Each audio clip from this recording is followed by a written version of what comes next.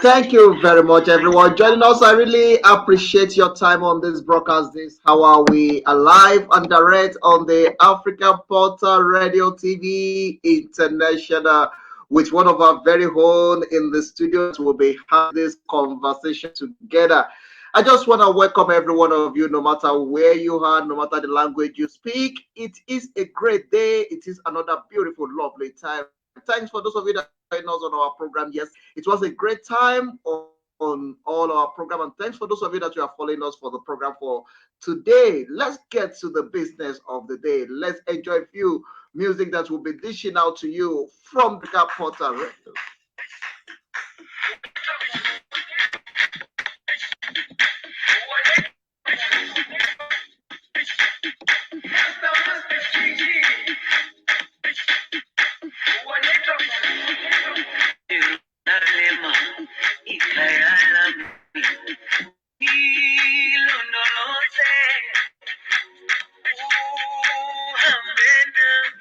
I'm taking you right from back to South Africa. This is KG on the African Portal. Master KG is making it raw. It's Saturday afternoon on the African Portal Radio TV International. I just want every one of you, no matter where you are. It is a great month. It is Women Month, and everywhere is pink. Everywhere is pink. And that is why we will be putting on the spotlight great women do great things in our community and in our society.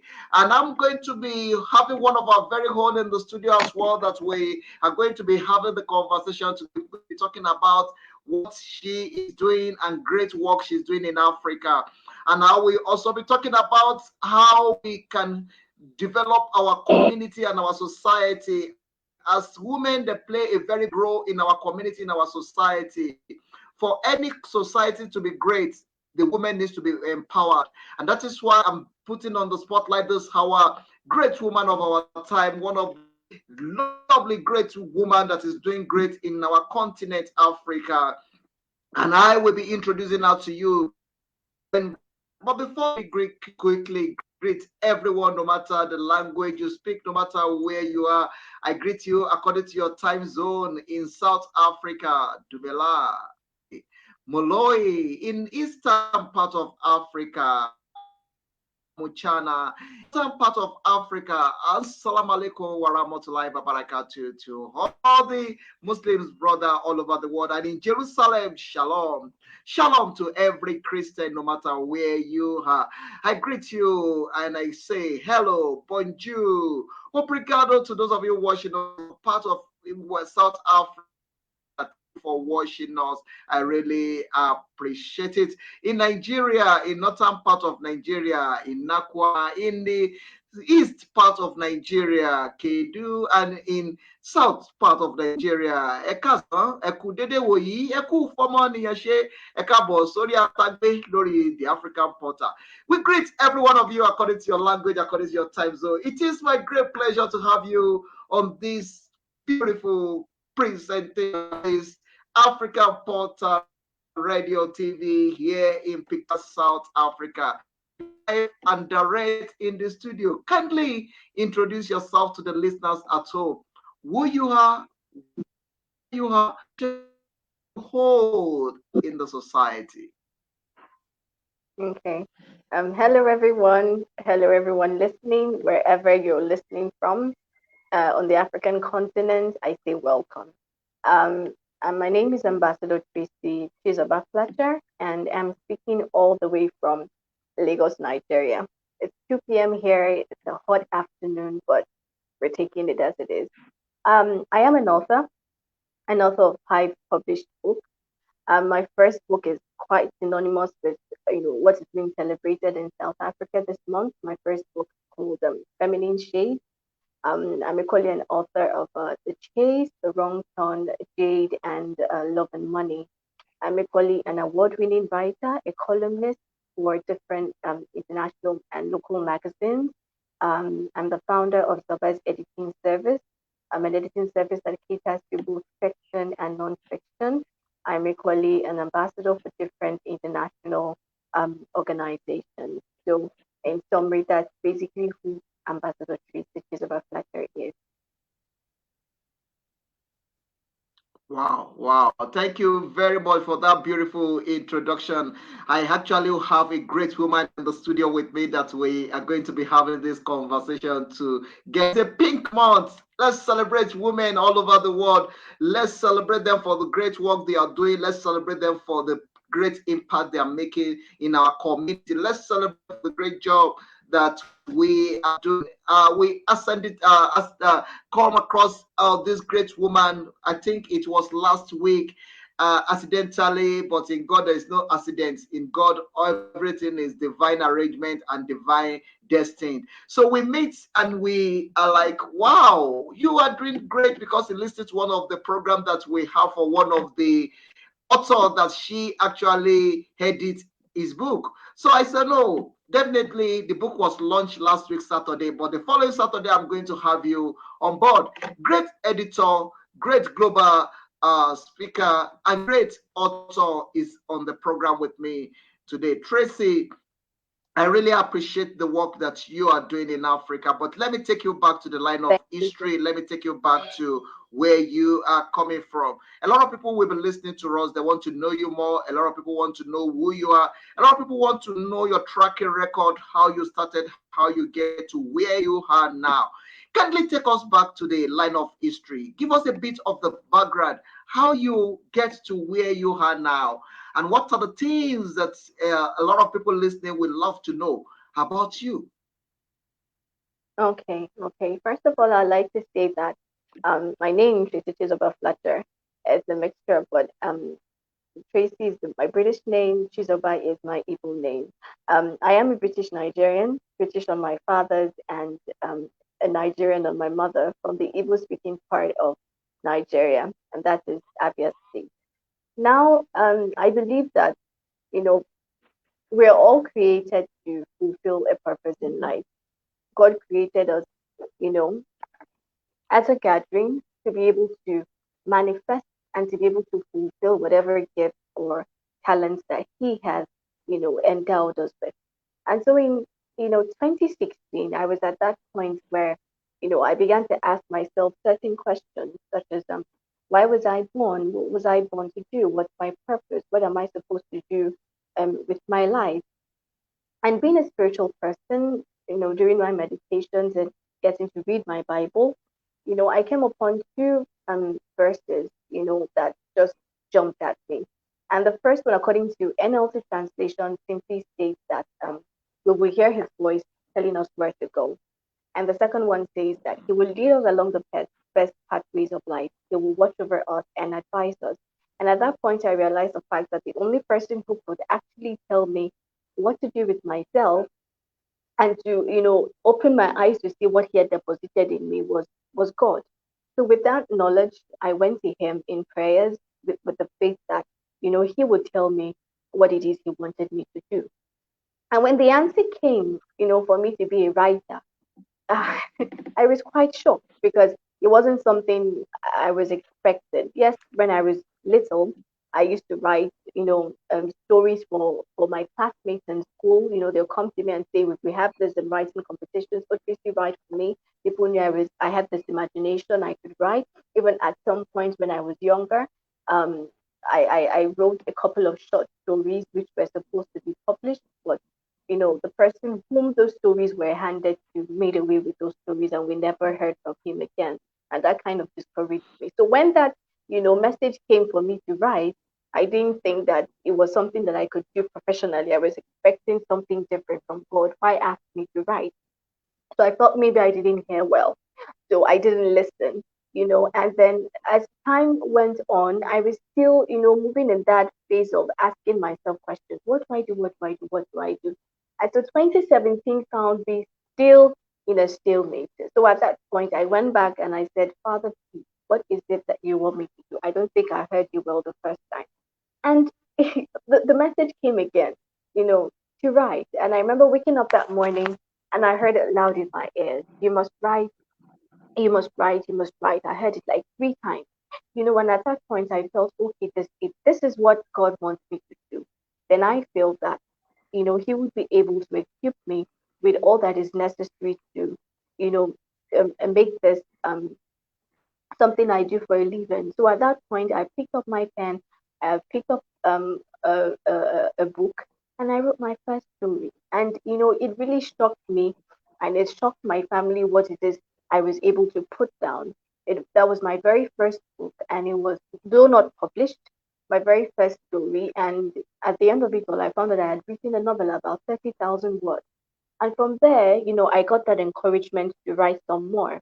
So the whole of 2017, the whole of 2018, 2019, um, 2020, I was busy writing. And let me tell you something, because this is what has brought me to where I am, which is the crux of the question that you asked me is, I felt that, okay, since, he had told me to write, so it was going to be a very smooth journey. After writing, then a miracle would take place and I'd have publishers come after my book and, it would just be magic. But we should know that in life, it is one step at a time. And I had to go through the process of rejections, just like other writers. I had to learn how to get that self confidence in myself and in my writing. I had to equally have that courage to be able to go back to my writings, even when they were rejected, to see what was wrong and how I had to improve on it. And, to God be the glory.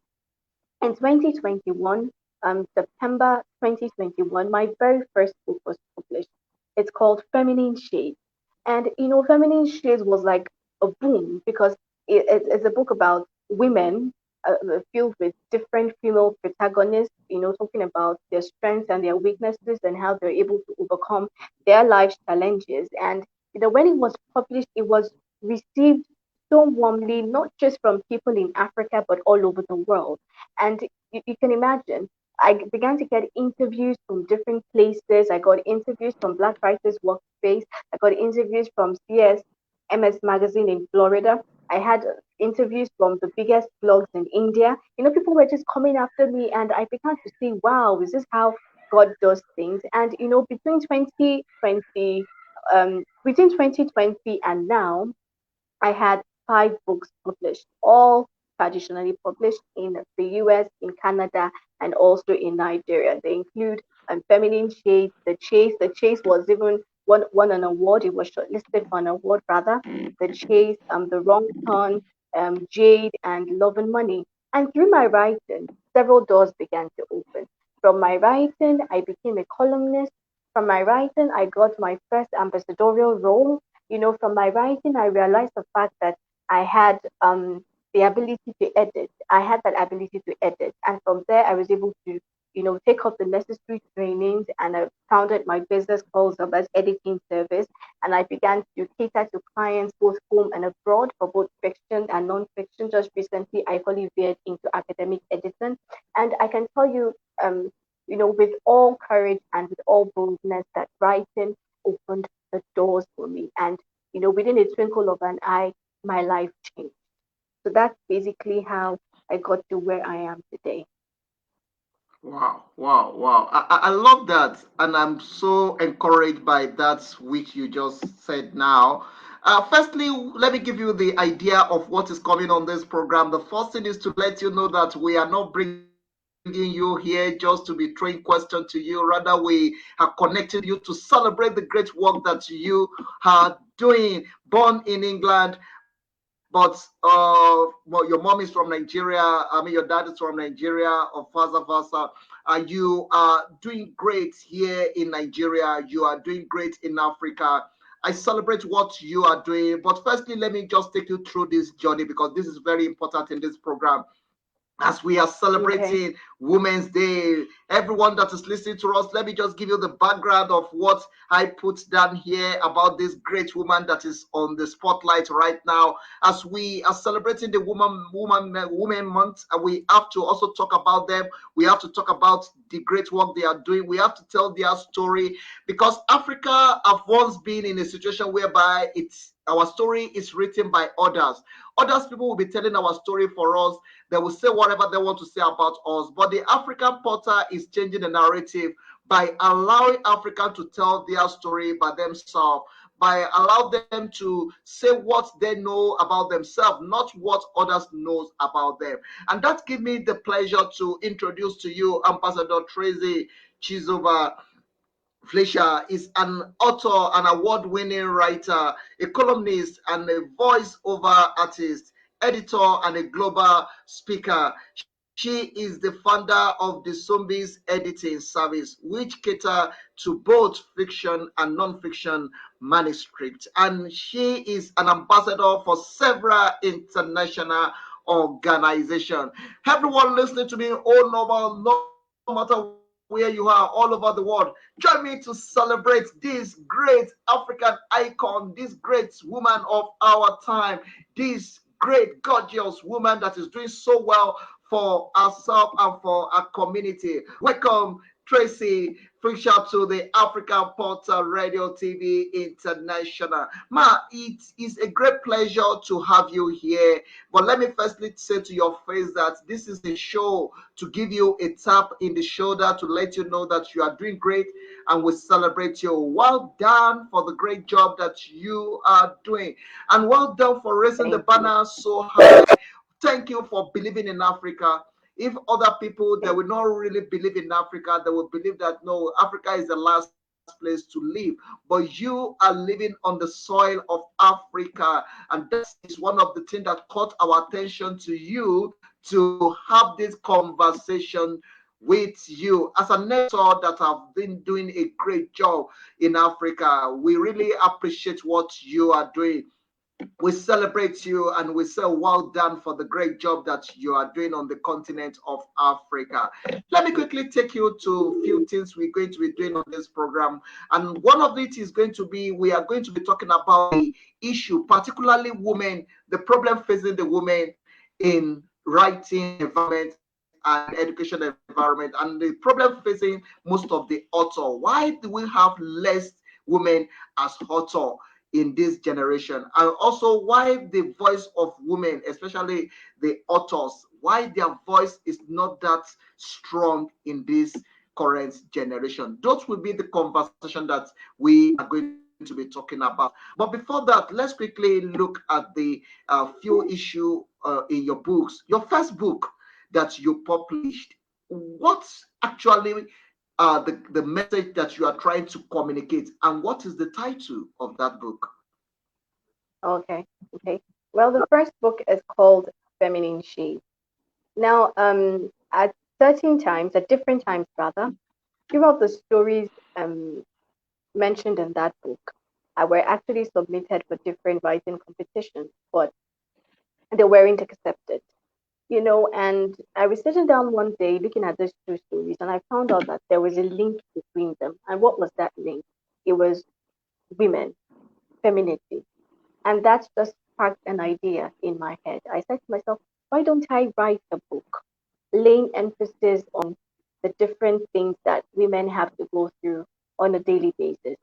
Be it a mother, a sister, a wife, a friend, a daughter, but basically from the feminine perspective. And I said, why don't I put this together?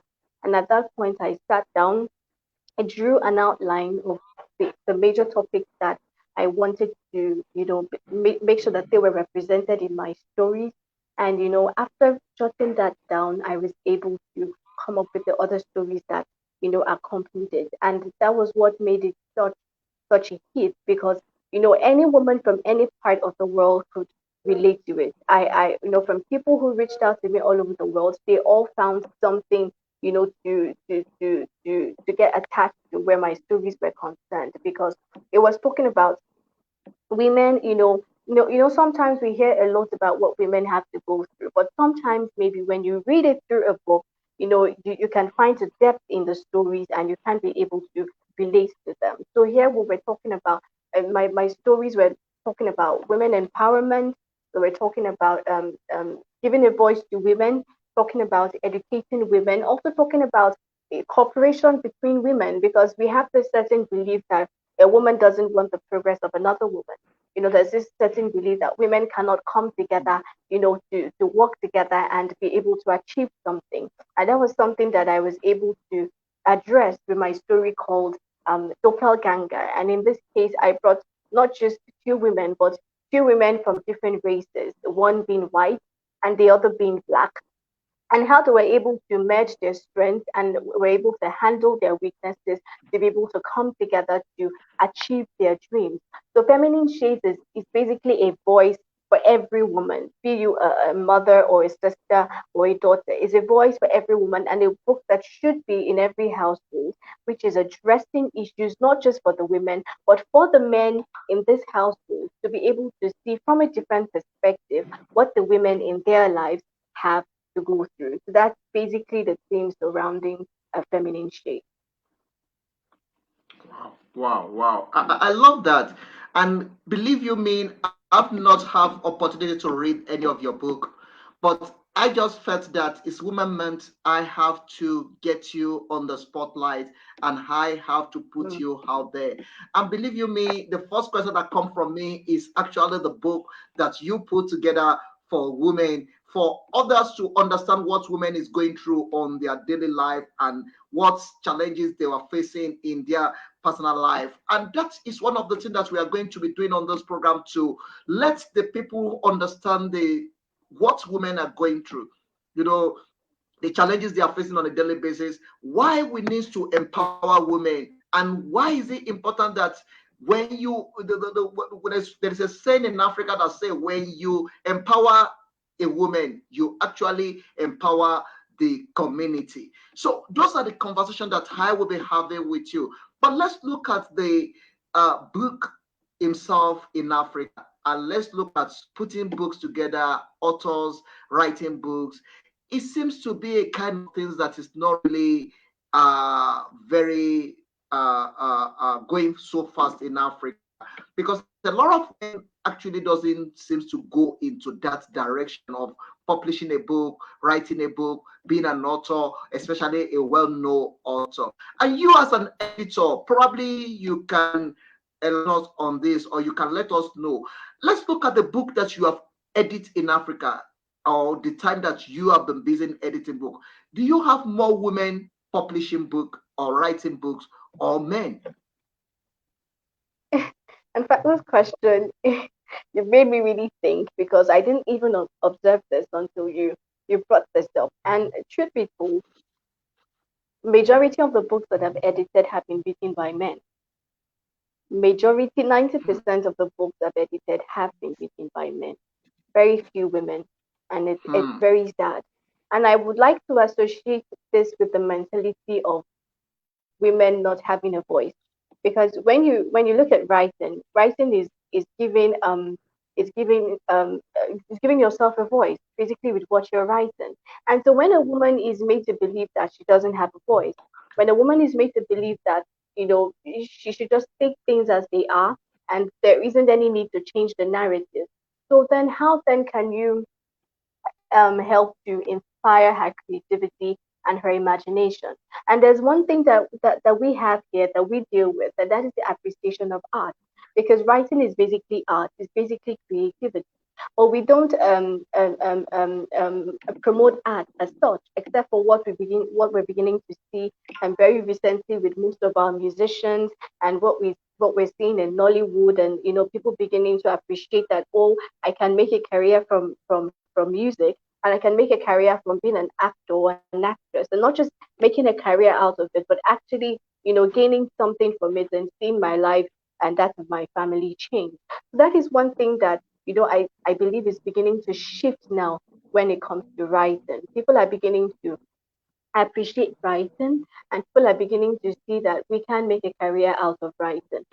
There are lots of people who have broken the stereotype, just such as Chimamanda Adichie, who are making a name for themselves when it comes to African writing and women writing, and people are beginning to see these ones as role models that they can look up to and say, oh yes, if they could do it, I could do it. But it starts from the home.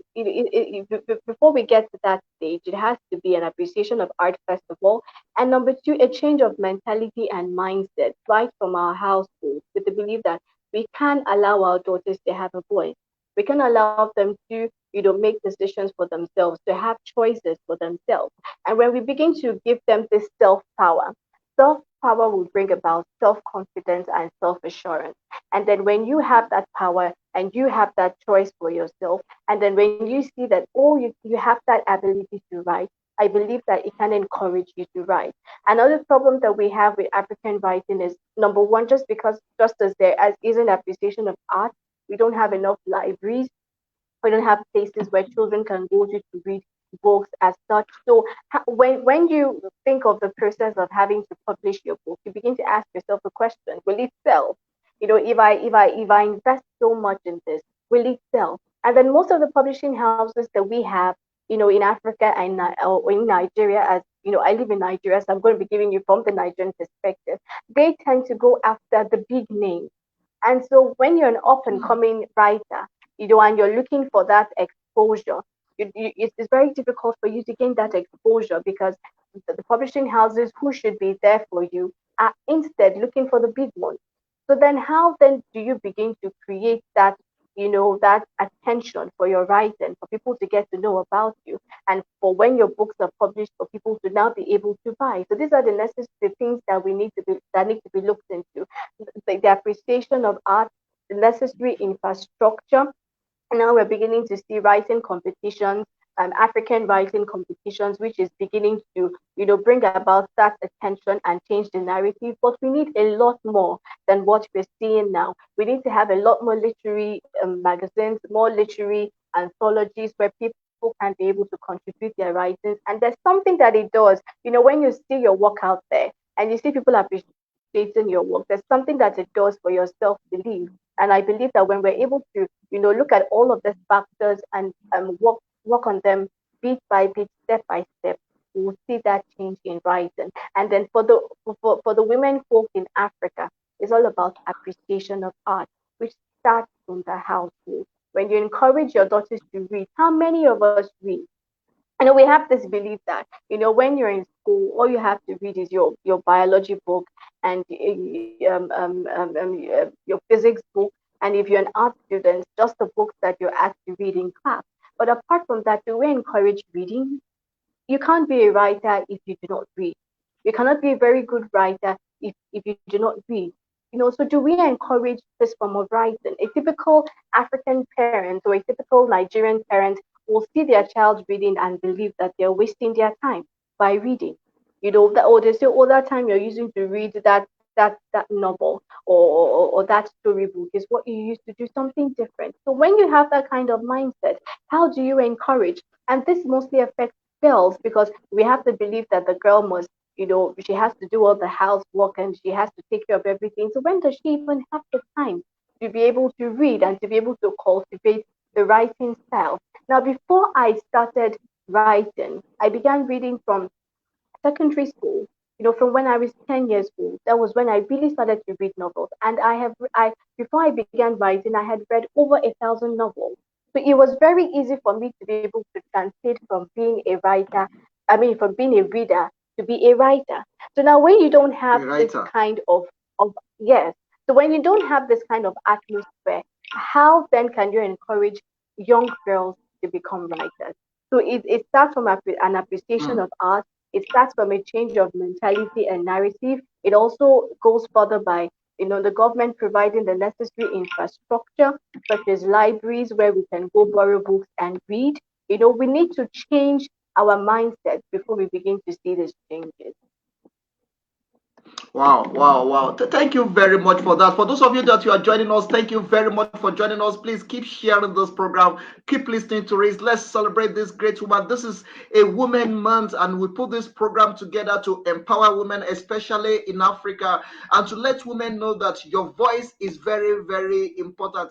As a matter of fact, your book is your voice, and your book is your image. And the more book produced by women, the more our future is secure. So we are encouraging you on this program. If you're listening to me as a woman, we need more author as a woman. We need more women to publish book. We need more women to tell their story. We need more women to come out and say, no, enough is enough. We also want to be in a place whereby we are author, we publish a book, and we are going to follow it up to the end. Some people will start writing the book. By the time they finish this first chapter, second chapter, they already got tired.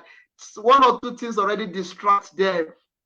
our business life and all these funny choke things, we choke it away from them and then we drop it there. And that is the end to it. And before you know it, they already clock 70 and they say, no, I cannot do it anymore. And you end up not publishing the book. Start doing it now. If you can start it, you have the strength to also complete it. So this is a program that is going to empower women about writing and also liberate women from the mentality of being thinking that no, writing is not for us, it's not a career. My guest in the studio, Tracy, already proved us wrong on that you can also have writing habit and make it a career. She's one of the great women that is doing so well. And one of the great things that I love about her is that she's so passionate about what she is doing. Let's quickly look at the some of the things that you are doing outside being an author. You also a columnist, whereby you also edit books as well. Do you actually perhaps go to a special school to do all this, or is this something that you can just start doing without going, without having a formal education or go to university or having a training for it? Is that how it works? I would say it's a combination of the both of them. It's a combination of both formal and informal education. First of all, you cannot write on what you do not know about. You must have heard of it somewhere, read of it somewhere, observed happenings around you. We absorb whatever it is that happens around us in our environment, and this is what we replicate in our words, our thoughts, and our actions. So being a columnist, I chose my niche. What is it that I'm good at writing? And I found out that that was motivational articles, articles on family and relationships and society. That was my niche. And I stayed on track with my niche, and the articles that have been published so far all revolve around this niche. I've had articles published here in Nigeria, in India, in the US, and they all revolve around this niche. So if you're a very good writer, you can consent to, writing nonfiction, which is what I repeated in the other question where I talked about reading. When you read, it opens your scope of knowledge. I know one beautiful thing about reading is this. Okay, take for example, you read two different books. You read two different books by two different authors, two famous authors. Now, this is what reading does for you. On a normal day, it'd be very difficult for you to gain access to these authors, to be able to sit down with them, and for them to be able to discuss with you and tell them their ideas. But by reading their books, you gain access to their thoughts, you gain access to their knowledge, and you're able to replicate this in your life. So now, when you're able to read, it exposes your mind to different cultures, to different values, to knowledge that you never knew about. And then you're able to replicate this in your writing. So, this was how I was able to transit from being a fiction writer to an article writer to being a columnist. And he talked about something else. He talked about editing. Now, I found out through my writing that, I was good at spotting errors. And editing is not just about spotting errors, it's also about we've got different types of editing, copy editing, line editing, proofreading, developmental editing.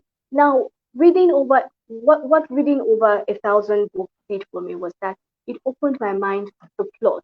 It opened my mind to structure. And I found out that just reading a book, I could, when I'm editing, most of the time I could see where there were plot holes and where these could be fit for my clients. Now, one issue we have here in Africa is most writers just want the copy edit and the line edit, and they don't realize the fact that they have issues with plot holes in their stories. So this is something that I draw attention to when I'm editing their books for them. Now, aside the fact that I was naturally gifted with this, I also had to undergo the different training so that I could give that professional touch to my manuscript. So that's why I say it's a mixture of both. It's both formal, it's both informal education, what you have, what you learn, what you absorb from the environment. You put all of this three together and you're able to achieve success in whatever it is you're doing. Wow, wow, wow. So to become an editor, a book editor, you need to be talented on it, and at the same time, you need somebody that's know how to pick up errors in some certain things. Is that what you're saying? Yes, that's exactly what I'm saying. And you also All have right. to, when you want to start up that business, you know that you're going to be dealing with different people. So you need to know how to be able to accommodate them and how to be able to relate with them. So at the end of the day, you have a happy client and you have a professional work done for them as well, which speaks well for you and your work. All right, let me quickly take you on this personal question because it's very important. I have somebody listening to you all the way from KwaZulu Natal here in South Africa.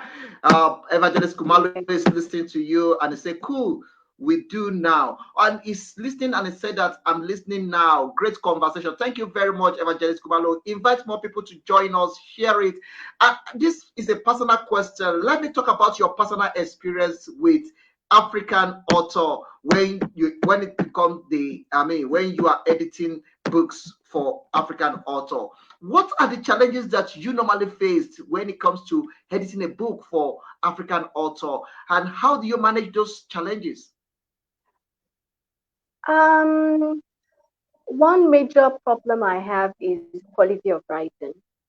Quality of writing. You see, when you're a writer, you have to make sure that you have a very good grasp on the necessary ingredients for writing, which is punctuation, your writing structure, the use of present tense and past tense, um, and several other ingredients. So one major problem I have with African writing is the quality of writing in that perspective. And sometimes I find myself doing a lot more work than I'm supposed to do because sometimes I look at these writings and I'm like, um, they look like the writings of somebody who happens to be maybe in a primary school or in secondary school, but not someone in the category of a professional author. So these are the things that I tend, yes, these are the things that I tend to do. So it's like I'm doing a lot more work than I should. I know at each point I always tell my writers, I mean my clients, you need to read more. If you have to be a good writer, you need to read more. When you read more, you see how the experts are able to write so well. You're able to learn new words. You're able to learn new vocabulary. You see how punctuations are used. You see how to use the different points of views. Because sometimes I'm editing a book and I see that it's third person perspective that has been used when a better perspective would have been a first person perspective. And then we have to go all the way and change the entire manuscript. So these are the things that I work with. And I tell all of my clients to be a better writer, you have to read more. You can't say you're a writer and for an entire week you haven't read a book, then you're not ready. Because if you don't and this is one problem that people have, they write their books and they don't go edit, they don't think about editing the books, and then they have them published, and then they begin to ask certain questions. Why is my book not selling?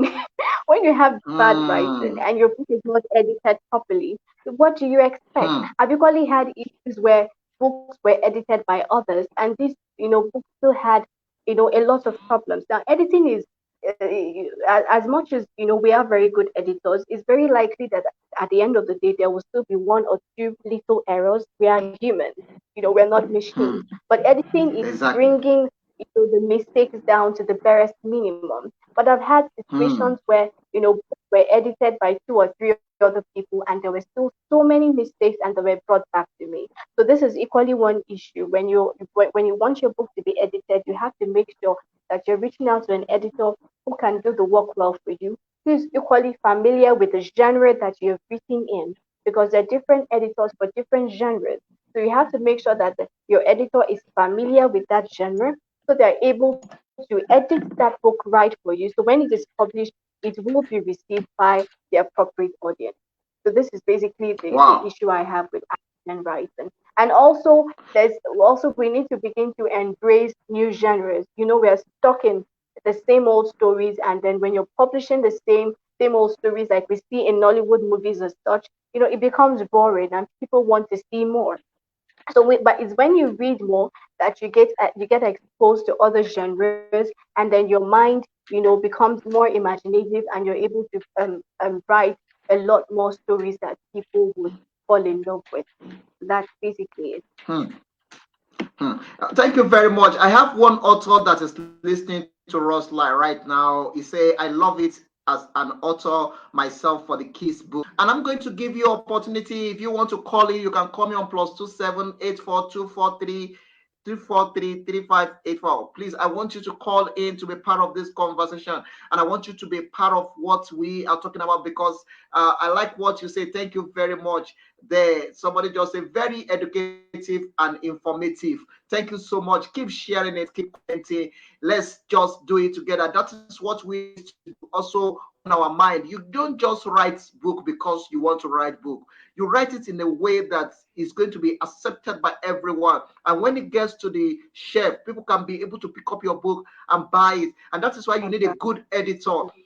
And one of the great editor in Africa is Tracy. And I'm introducing to you, if you are author in Africa, no matter where you are all over the world, Tracy is one of the great people that we can introduce to you to edit your book. I've seen her job. I was launching a book last week, and I see the work she do on that particular book, which bring a lot of inspiration and a lot of progress to the author as well. All right, let's quickly do it this way. Let's look at your organization. Let's look at your foundation. What is your foundation? What is it doing? And what are the things that people need to know about your foundation? Zombies. Okay. Like I said earlier, I'm an ambassador for several organizations. I'm an ambassador for culture and human rights, which was um, given to me by Books for Peace in Italy. I'm an ambassador for a Tolerantia Reach, an organization, based in Ghana, with the mission to reach youth at the grassroots and to be able to empower them to have that self-confidence and belief in them by education. I am an ambassador with Yes You Can Wow, International, wow, wow. based in the UK. Okay, Is there a problem? okay. I'm with you. You can continue. Continue. Okay, okay. Okay, I am an ambassador with Yes You Can International in the UK, and we are a group of people, and we hold several conferences and summits, talking about different life experiences and how to change your mindset, and so that there can be a change in your life. I am a Sustainable Development Goal Ambassador with an organization in the UK. We believe so much in sustainability, and I've been able to introduce several businesses to different online, to international directories, so that it can gain exposure for their businesses. And we're talking about NGOs and organizations that deal with sustainability. When you have that worldwide exposure, it brings more attention to whatever it is that you're doing. And also for writing, I happen to be the Director General and Cultural Ambassador for Chamber of Writers and Artists here in Nigeria, representing Nigeria. It's an organization in Spain. I'm equally the National Vice Chairman for Mother Teresa International Foundation. And right now we're in talks to have schools um, established here in Nigeria that would cater to low income families, if possible, even grant them scholarships, not just for schools, but equally for hospitals, so people can have access to adequate healthcare. So these are the things that we're working in. I'm involved in different organizations. Today, okay, I'll be announcing this. I haven't announced it on any of the social media platform, but I will be announcing it here. I have been made a United Nations volunteer, equally a special member for World Peace Negotiation Committee. So these are the several things that we're into. Now, when so I've had a lot of people reach out to me and say, you are a British Nigerian. How come you're so particular about Africa? How come you're so particular about, Nigerian things? And I say to them, yes, I'm white, but I feel that I'm black at heart. I'm Nigerian at heart. I love the culture. I love, I love basically everything African, and I do whatever it is that I can in order to promote Africa. This is what I do with my writings. This is one of my books here. It's called The Wrong Turn. It's basically fantasy, but I call this African fantasy. I was trying to bring attention to this genre and the fact that we should have African fantasy. This is called The Wrong Turn. So these are basically things that I do with collaborating with different international organizations to see how we can, make things happen for women and for youth here in Nigeria. I am a fellow with Female and More Fellowship, and we're conducting a project where we'll be reaching out to children in secondary schools, young girls in secondary schools in particular, teaching them about mindset change. I feel that for us to have, women who are going to be pacemakers and change makers and trailblazers, we need to begin to work on the mindsets of our young children, of our young girls, so that they can begin to have that self belief for themselves. I'm equally in talks with Connexus. It's an organization based in India, whereby we're going to be having an online summit where we would have speakers and facilitators from London who'll be teaching them about business development and how to be able to write a business plan and all whatnot. So these are the things that I'm putting into place bit by bit with different organizations, trying to do whatever it is that I can in order to make things better for people around me. And when we have a consolidation of several people in whatever way, in whatever manner, however it is that you can do it, just come together to make that change. That those small ripples will bring about a very big change. There's something I like to tell people, and that is that baby steps, little baby steps of faith lead to big miracles. So when you do that, your Wow. little that little bit, whatever it is that you can do, it definitely brings about a change. Wow, wow. I love that. Let me quickly allow people also to connect with us so that I will not be the only one doing the talking. I have with me joining us Okay. all the way from Pietermaritzburg in KwaZulu-Natal in South Africa. I have Evangelist Praise with me. Evangelist Praise, how are you and how is everything going on your side?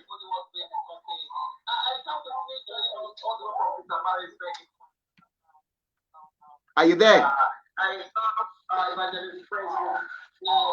Evangelist Praise, how are you and how is everything going on your side? I'm okay. I'm doing very well. Thank you for the opportunity.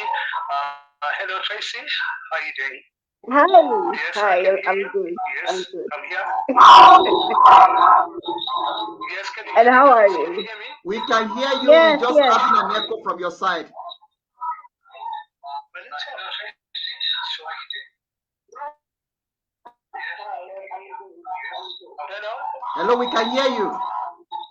Hello, guys. Can you hear me? Yes, can you please lower your radio Yes. or turn off your phone so that we can enjoy Oh, you? the son of, okay, son of a red. Okay, let me just do that now. Okay, please, Son of a red. so that we can enjoy the It's okay conversation. now? Yeah, I It's think fine now? it's better now. Tracy is here with Yes. me in the studio. Yeah, That Tracy, I'm excited about the conversation. You know, what a beautiful show. Thank you so much. I feel so empowered mentally.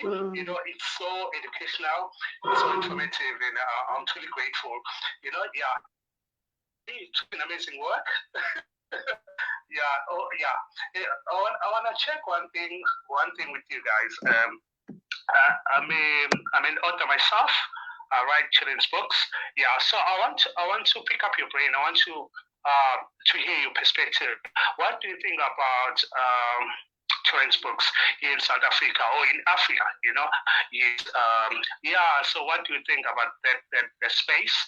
Are we doing well? Are we doing enough? Are there any opportunities?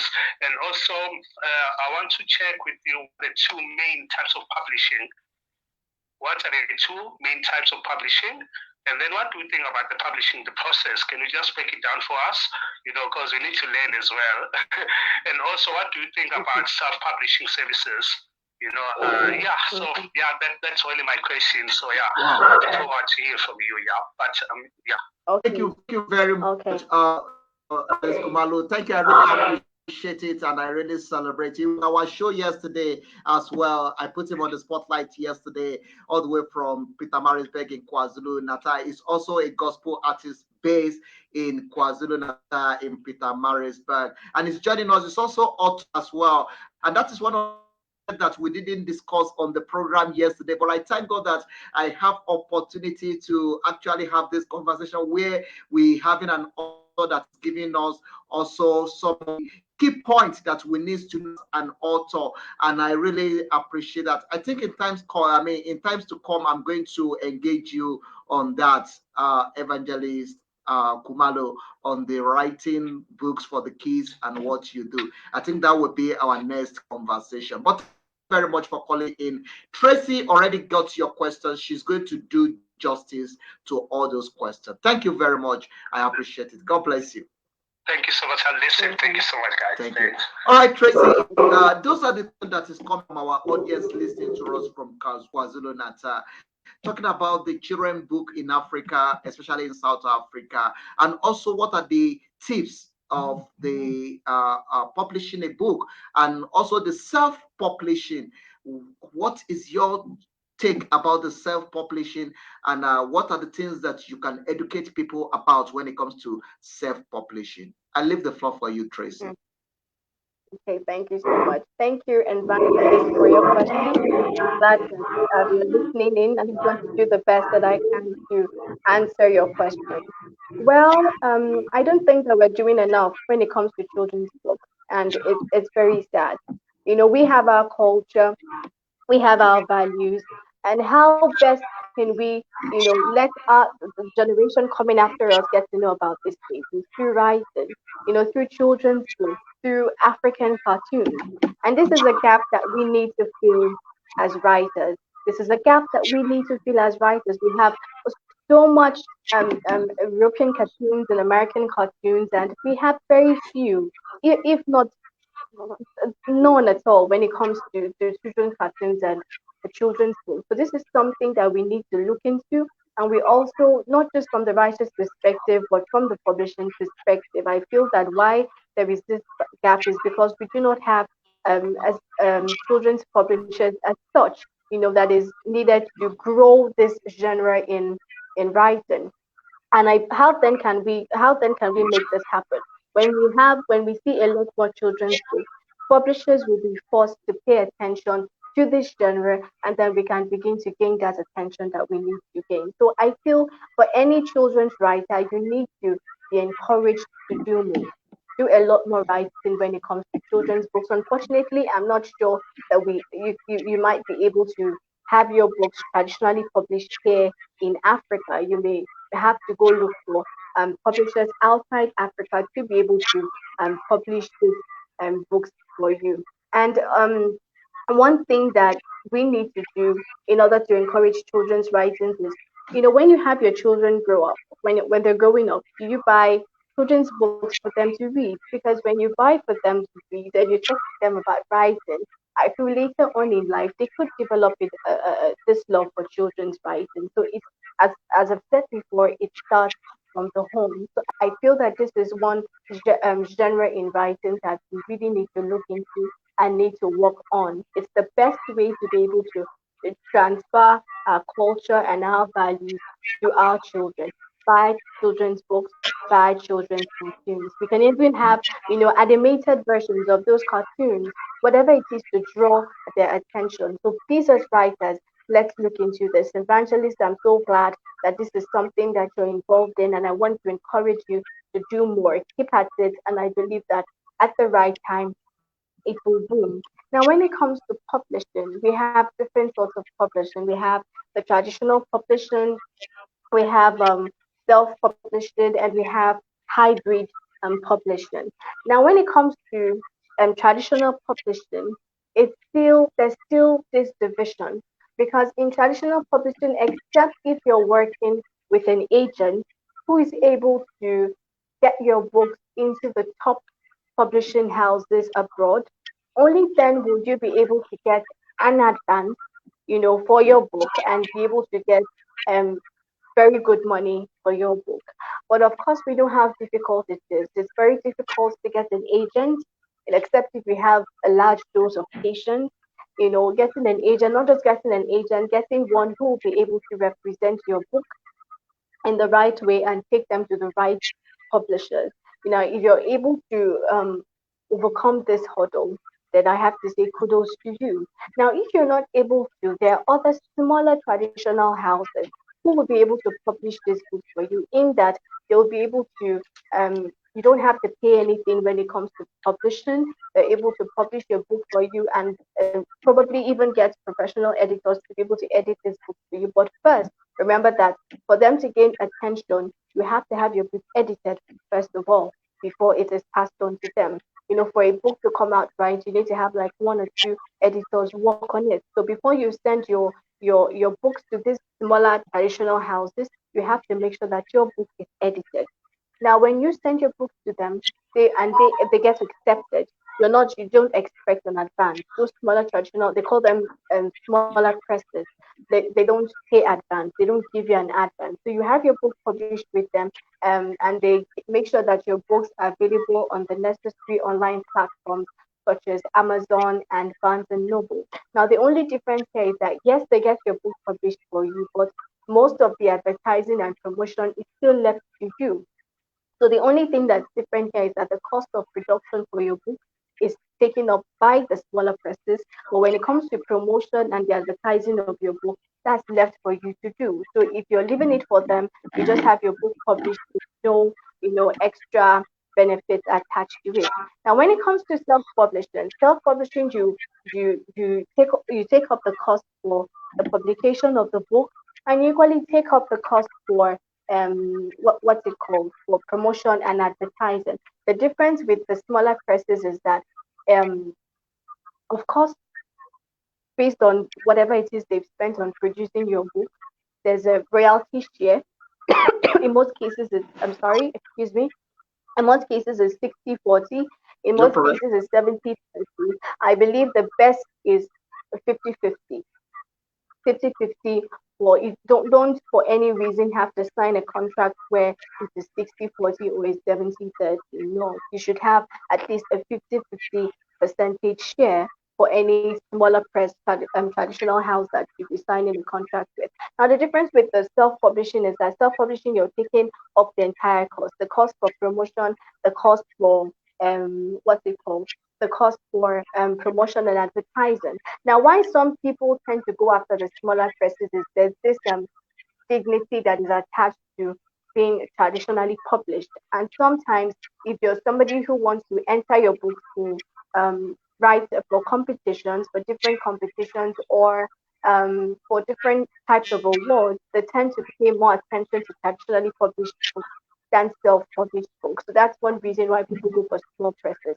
So it all boils down to your choice at the end of the day. What do you want? We still have some self-published authors who have done so well for their books to the extent that these big top five publishing houses went after them and were able to pay them very big advances, and their books went from being self-published to being traditionally published. So it depends on your luck.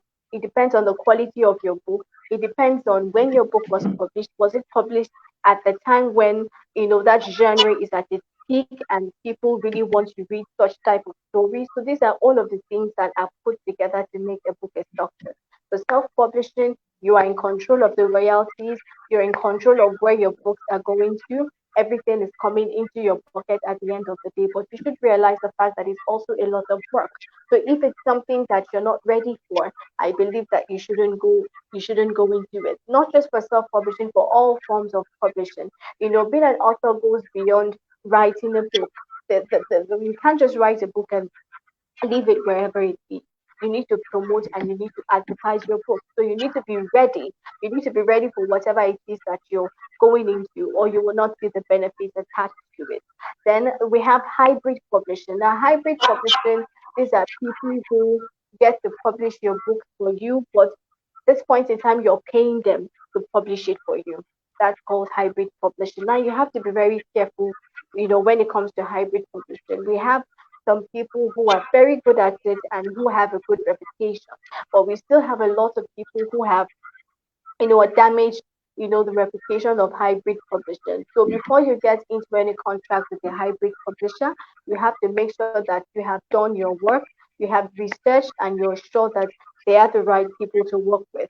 Now you pay them if you don't have the time. The benefit of hybrid publishing is you don't have the time to go about running health and spelter to get your books published. So you pay them to do it for you. That's basically what hybrid publishing is about. So I believe I've been able to answer these questions. At the end of the day, which one do you want? It's very difficult to get the top five, to get into the top five, traditional publishers. You have to get an agent to be able to do that for you. And at the end of the day, if your book is accepted, an agent gets a commission from your work. Now, if you go for the smaller presses, yes, they get to publish your books for you if your books are accepted by them, but you still get to do a lot of work when it comes to promotion and marketing and advertisement for your book. The only thing is they publish for you and they make sure they are on the relevant online platforms that they should be, and you get that honor of being traditionally published. For self-publishing, everything comes into your pocket. You take care of the production cost, the marketing cost, and all whatnot. Everything attached to it is borne by you. And hybrid publishing, you pay someone else to to publish your books for you. But at the end of the day, you're still promoting your work as well. So one thing I just want the evangelist to take from this conversation is this: no matter the type of publishing that you're getting yourself into, you should be ready to work for your book. Those publishers have other authors as well that you're working with. So if you feel that because your book is published with them, then you get 100% attention, and by the next day your book is going to be a bestseller. It doesn't work like that. There are lots of things that go into the background. While you're writing, you need to have been able to create a fan base for yourself, so that when your book is published, you have people who will be able to buy this book from you. And this is a very tedious process of creating that fan base, which you can do by email marketing, or you could have a Facebook group where you have this loyal fans.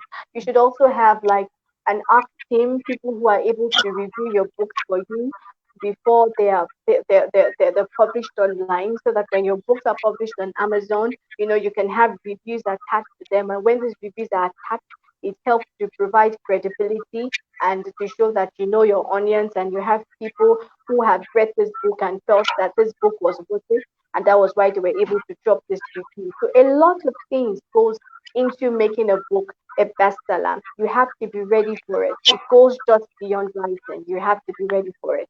I hope I've been able to answer Wow. the evangelist. Well, you really answered the question, and I really appreciate that. But in the conversation, let me just quickly add this too. But I just wanted to do justice to them in the next 1 minute because of our time constraint, Okay. and I know you have a lot of things on your table as well that you need to attend to. So let's look at it. Which one do you suggest that anybody should go for? Do you suggest that someone should go for self-publishing? And another question that is coming in is that what do you think about trade publishing, the trade publishers? Okay, and how pandemic affects book industry. Those are the three things I just want you to do justice to them in 1 minute. Okay. Okay. I really cannot tell anybody, what type of publishing to go into, because it's based on a choice. That is why when I was talking about the different types of publishing, and I enumerated both the benefits and the disadvantages. So you as a person have to sit down and ask yourself, which one works the best for me? Do I want a small press where yes, they take care of the cost of production and all I have to do with is marketing? Or do I want to go for, and then I have to share royalties with them? I have to make sure, you also have to make sure that it's 50-50. Or do I go for self-publishing where everything comes into my pocket at the end of the day, but I still have to spend to be able to earn? You have to spend to be able to earn. Is that what I want? Or do I want hybrid publishing where I pay someone to do the production for me and I don't have to stop myself?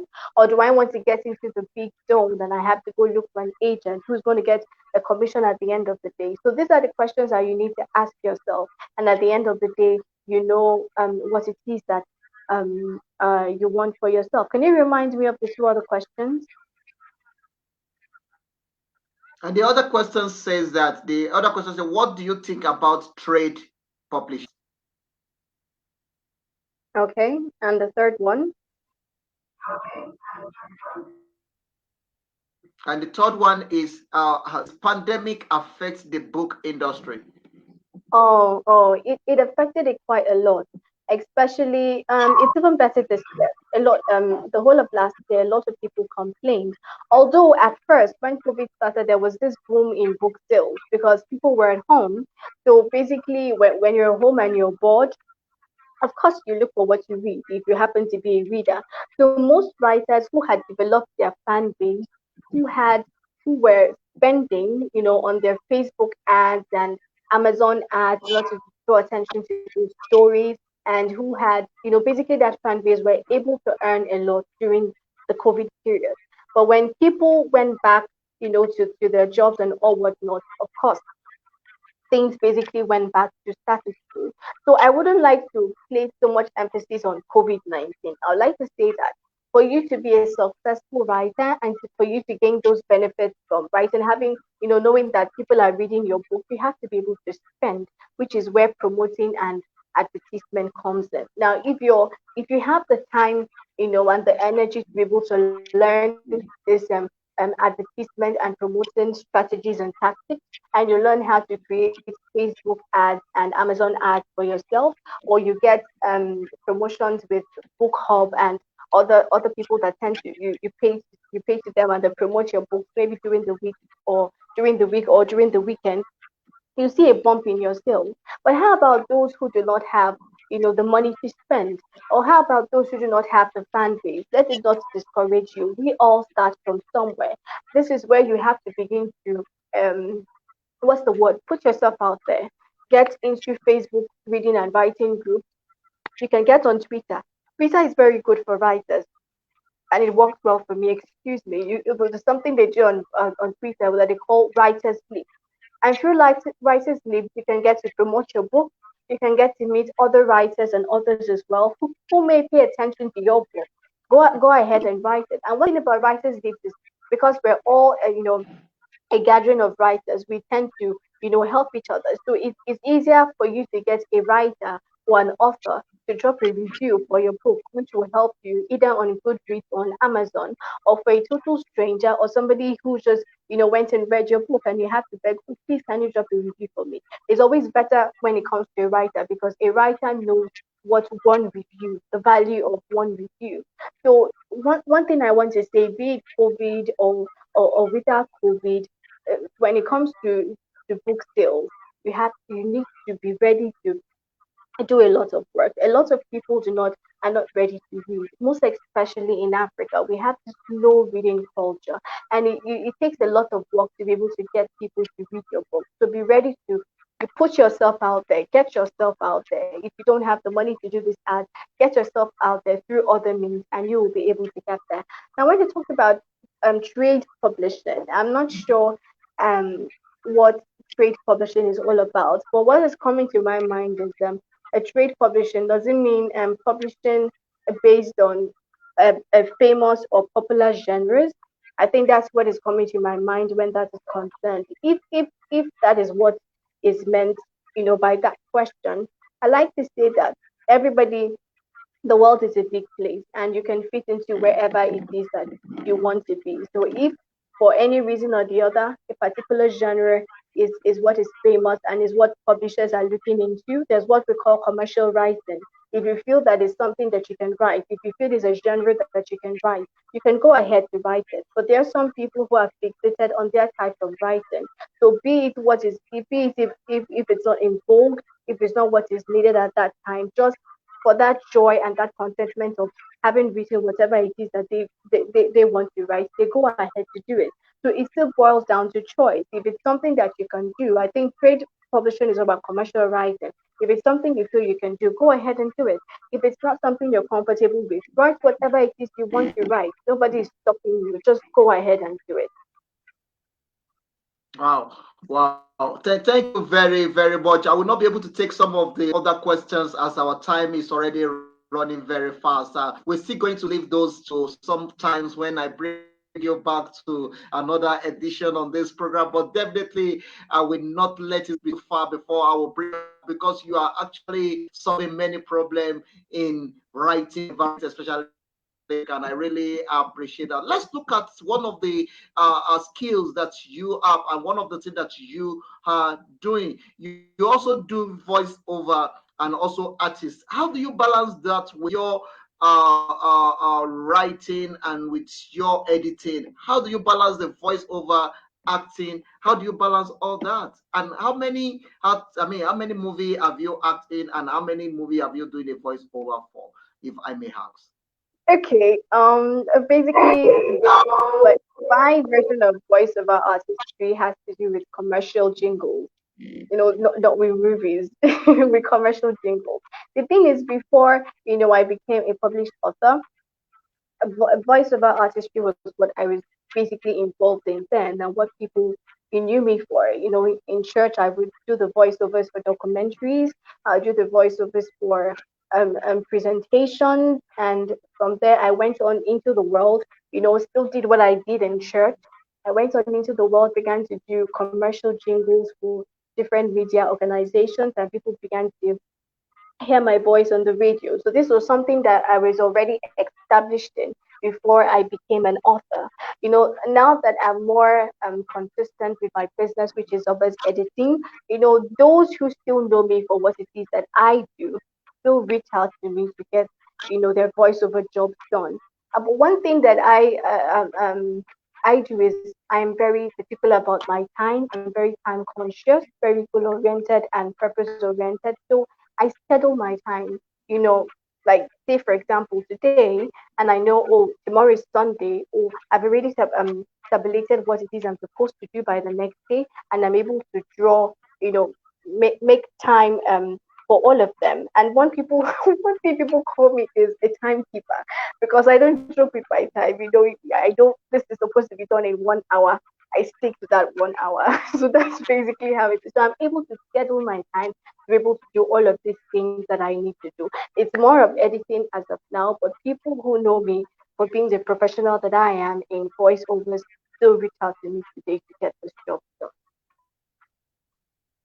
All right. All this thing being said, I really want to appreciate you. I know the time is already moving fast, and I don't want to keep you so long anymore. But before I let you go, who are the people that actually inspires you, that make you to believe that, wow, this I will do it. I'll become an author, a columnist, voice over, and all that. Who are the people that motivate you to this, and who are your kind of people that you look up to, like a role model?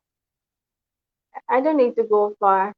I don't need to go far. I look at the women in my family.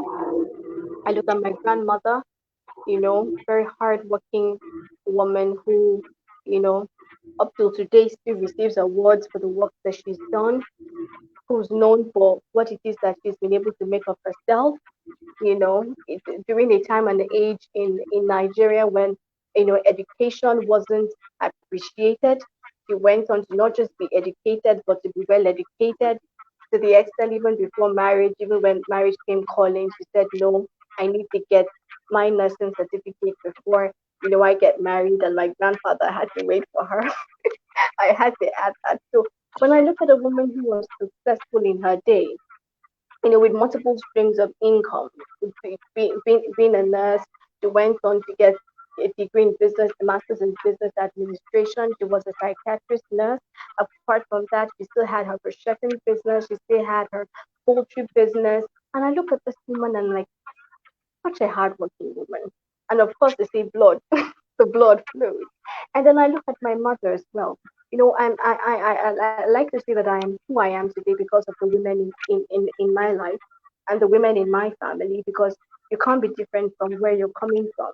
And I have such hardworking and strong women in my family, and they have motivated me to be who I am today. Even at times when I didn't see or know who I was, I have a mother who always inspired me, even up to today.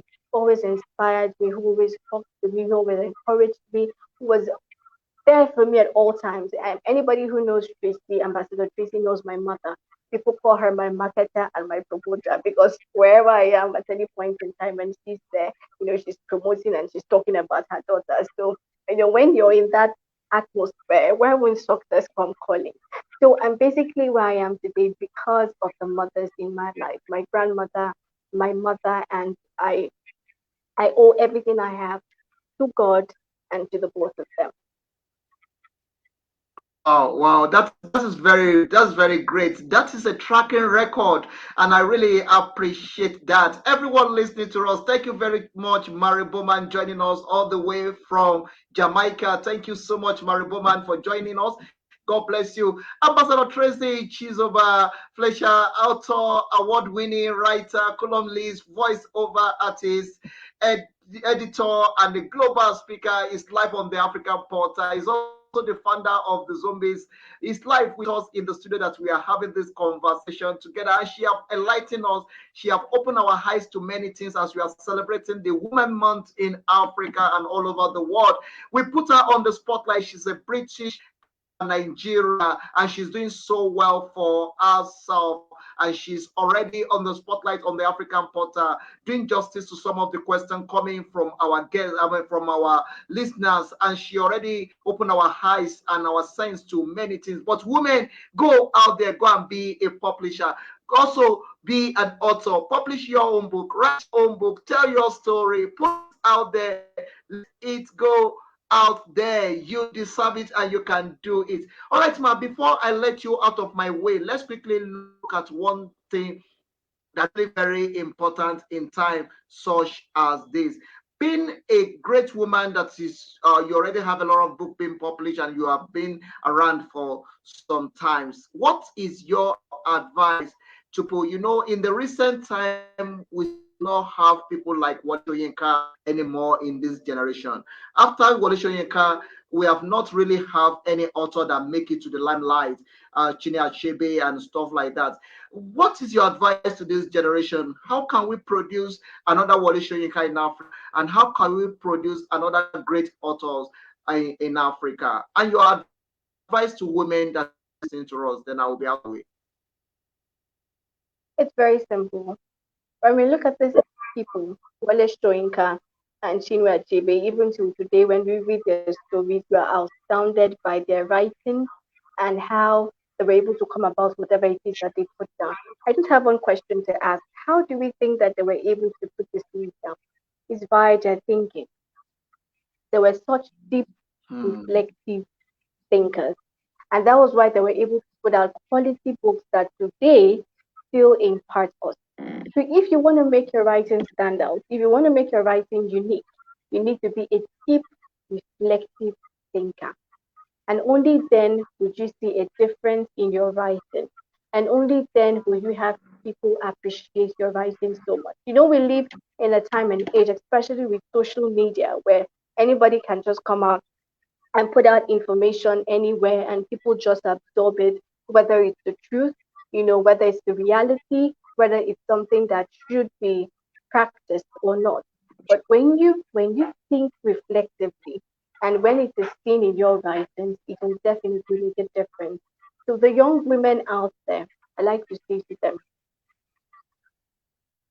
nobody has how do I put this? Nobody has a grip over your life. Only one person has that what's the word has that grip over your life. Oh no, rather let me put it this way. Only two people can make changes in your life. One is God and the second is you. Not your family, not people around you, not what anybody says. It's left to you. God gave you life. God made it possible that you're alive today for a reason. Until you find that reason, until you make that choice to be who you're meant to be, and until you take those baby steps, like I said, that lead to big miracles, only then will you see a difference in your life. 2017, I chose to hearken to the voice of God and do what it is He asked me to do. And it opened several doors for me, brought several awards for me. This is one of them. This is a book here. This year, I was given the award of being the 100 game changers in Nigeria for 2022. I was given this award. And this is my picture here. This is Tracey Chizoba. I don't know if you can see. This is Tracey Chizoba Fletcher here. I was included with other women such as Ngozi Okonjo-Iweala, such as Chizi Alichi, an actress, such as Shola Shobuwale, and many others. Why?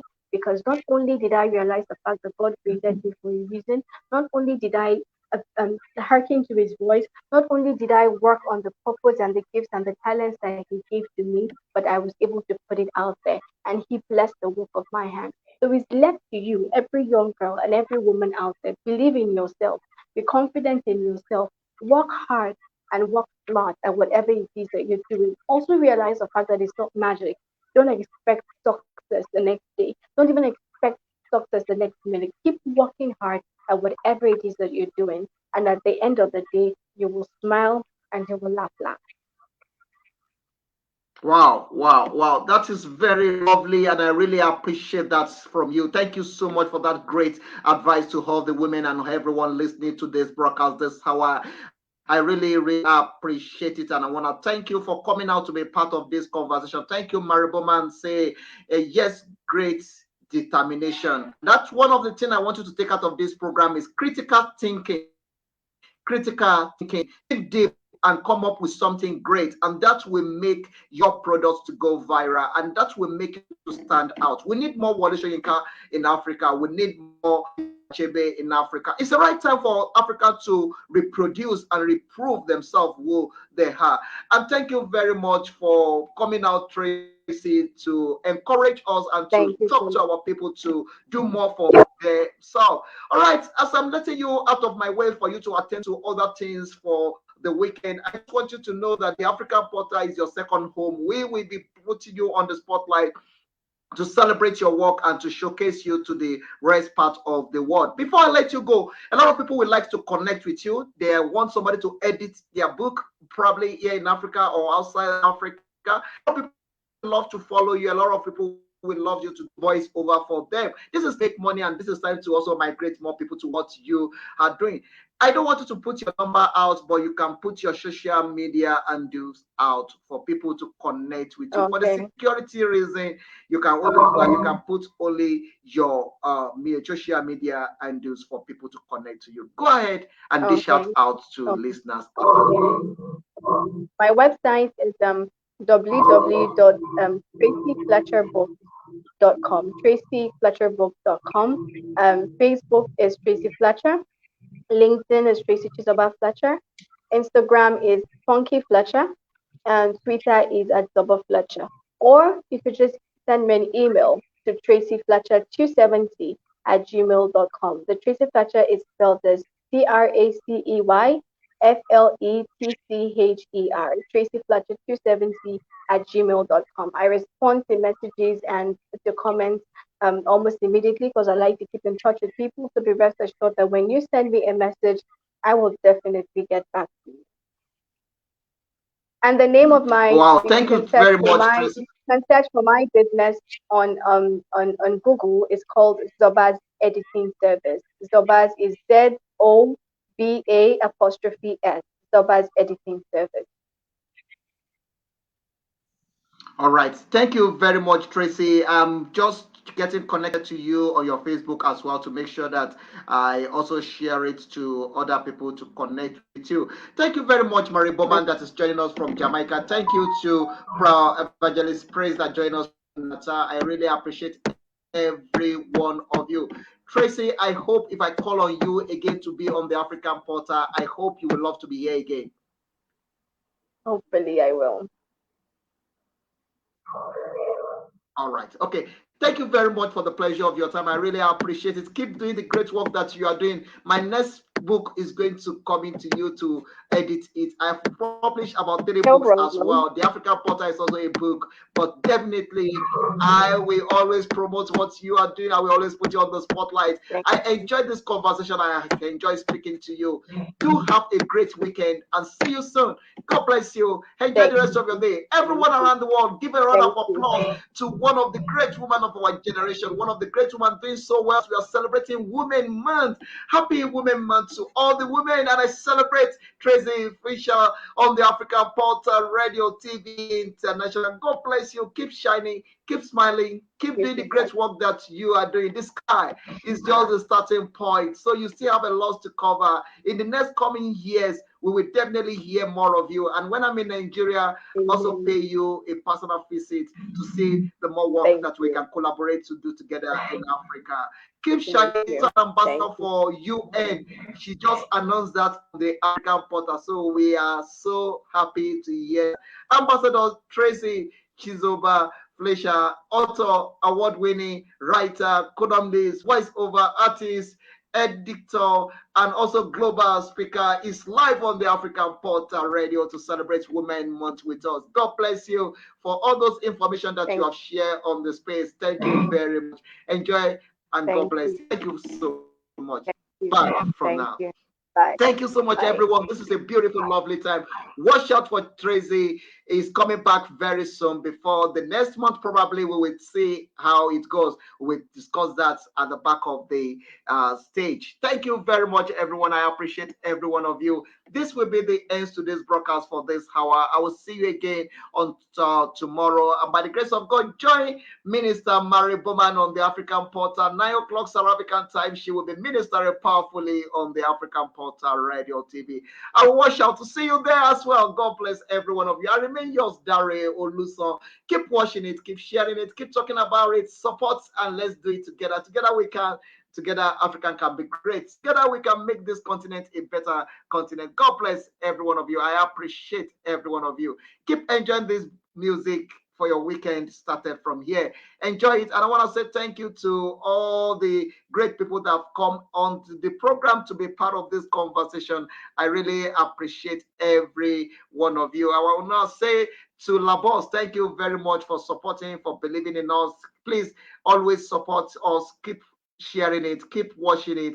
If you want to send anything across the globe, Labos is the only place we can recommend to you. And also, we have Knowledge Boutique as well. Knowledge Boutique have a special gift for everyone. So please connect with Knowledge Boutique. And also the Future Gem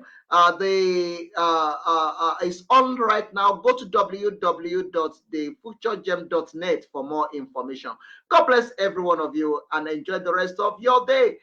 God bless you. It's goodbye from here. I'll see you again by the grace of God, as we have a lot of things that will be coming up on the African Portal today and tomorrow and every day. So thank you very much, everyone. I really appreciate it. Let's enjoy a few music before we call it a day out of this program. Thank you, and God bless you real good.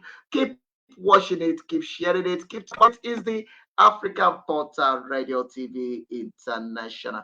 Enjoy this music. It's coming to you from the African Portal. We don't have the rights to the music, but we are just putting it out to you to enjoy it as well. So please enjoy the rest of your day. This is Jerusalem, and we come in with it, especially request by our guests. I just want you to also enjoy it as we are stepping out of this program. See you again soon. God bless every one of you.